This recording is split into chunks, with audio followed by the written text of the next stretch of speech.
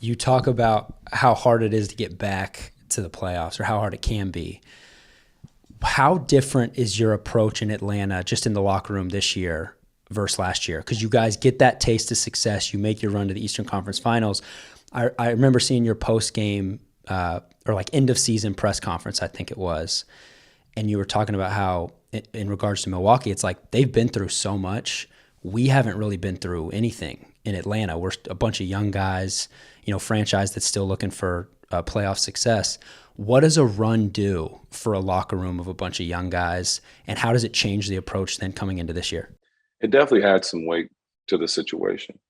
Um, I realistically thought that we were going to win a chip last year because we were such the underdogs, even typical in the way that we were in Miami. And there's a situation where everybody else thinks we're the underdogs, the media, all these things, and it has a weird way of affecting the people that take in that media. If analysts say that your team's going to win 90% of the time, and you see that, you may relax. You may be like, oh, it should be easy, blah, blah, blah. And then we go on and we make this magnificent run because we're just doing it together. Now that we're not the underdogs, that pressure to go out there and deliver is already ready from the jump. And I spoke about even Miami's situation for us to go to the finals and get swept. It's like, we just walked into a preseason game against guys that are not only in the best condition that probably an NBA player can be, but then also they have this thing hovering over their head of like they just got swept by a team that they basically we almost kind of embarrassed, the years prior. So it's kind of like, as you can say it, but for us to have that game yesterday, yesterday was huge for the mental. It's kind of like that wake up call that we need, and I love the fact that we started the season like that, because a veteran team, you can kind of say things and they understand it, especially if you have guys like Andre Iguodala, Jimmy Butler, you got UD, you got these guys that are like cornerstones to winning championships.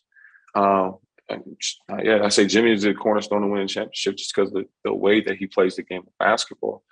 And so with our young guys, it's kind of having them understand the roles that we need to fit, everybody kind of doing their job, and that pressure to win from the first game, not halfway through the season, but that first game is something that we can only experience. And we look forward to that challenge. I think we have a lot of young talent that is thirsty to go out there and put their imprint on the game. But it's something that we have to just go through. We talk about Philadelphia, we talk about Miami. It's like it's a constant day-to-day effort to get better, and this is not just for a year, but this is over a span of like 5 to 6 years. So, luckily we've signed most of our guys to longer year deals, and we got the core locked in, and we just want them to lead the way. And I'm gonna try to do as best I can and let them know that, hey, every game's important now. Seeding's important. All those stuff is important because it's a regular season. It's crazy, but I've been reminded over the last 12, 14 months more than any of how it's just a what have you done lately league, and that people don't really care. For example, I'm just using the Hawks because obviously you're a member of them, but like you guys went to the conference finals last year. I mean, that doesn't mean much for this year. Like now all of a sudden you just have a target. Like that's Yep. really all that means. And it certainly, it doesn't necessarily carry over. No, that's factual, bro. And that's why it's like you have to be ready mentally for.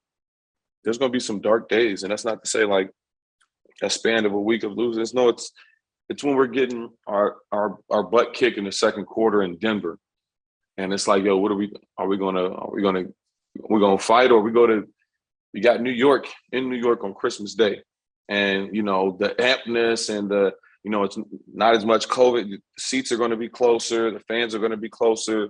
You know what I'm saying? It's now that atmosphere is going to be different for certain other guys, and it's not going to be the same relaxed type of thing. It's real. Targets are going to definitely be on our backs, and people are going to want that, because there's some attention coming. I think we had one TV game last year.